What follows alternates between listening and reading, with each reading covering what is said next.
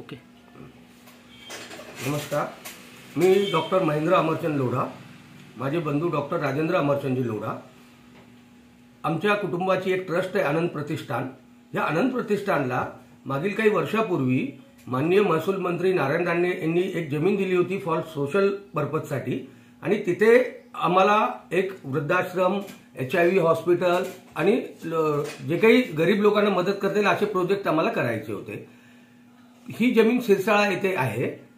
परंतु काल मी टीव्ही पाहत असताना पाहिलं की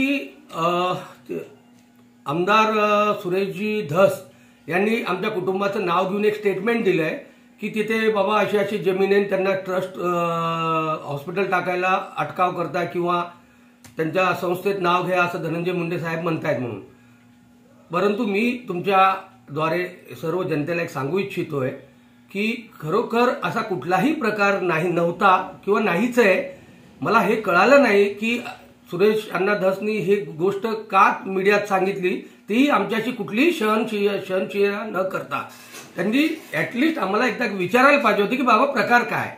त्यांनी डायरेक्ट मीडियाला सांगितलं आणि तेच मी आज क्लिअर करू इच्छितो, कारण की त्या ट्रस्टवरच आम्हाला हॉस्पिटल हे सगळं टाकायचं आहे. आणि त्या संदर्भात मी माननीय धनंजयजी मुंडे पालकमंत्री यांना भेटलो होतो. मी, माझे कुटुंब, माझे बंधू राजेंद्र लोढा, त्यांनी आश्वासित केलं होतं की डॉक्टर साहेब तुम्ही हे करा, चांगलं काम करताय तुम्ही आमच्या भागात, आणि तुम्हाला काय जर फंड लागत असेल किंवा CSR फंड असेल किंवा वरती बोलूत आणि आपण निश्चित आपल्या भागासाठी मोठा प्रकल्प उभा करूया. आणि त्यांनी अशी कुठलीही आम्हाला आट टाकली नव्हती की संस्थेला आमचं नाव द्या किंवा आम्हाला ट्रस्टमध्ये घ्या. उलट आम्ही त्यांना सुचवलं होतं की आपण ट्रस्टला स्वर्गीय अण्णा पंडितांना मुंडे यांचं नाव देऊ म्हणून. आणि ह्या गोष्टी सगळ्या व्यवस्थित होत्या. परंतु कालच्या प्रकारामुळे आम्हाला खरोखरच धक्का बसलेला आहे आणि ही बात कंप्लीट चुकीची आहे. माननीय धनंजय मुंडेजी हे नेहमी आमच्या ट्रस्टला, आमच्या परिवाराला, किंवा मी ते हे सांगतो की परळी भागातला कोणी जरी असेल, कुठली जरी गोष्ट त्यांना कुठली गोष्टीसाठी त्यांच्याकडे गेलं, नेहमी मदत करतच आलेले आहे.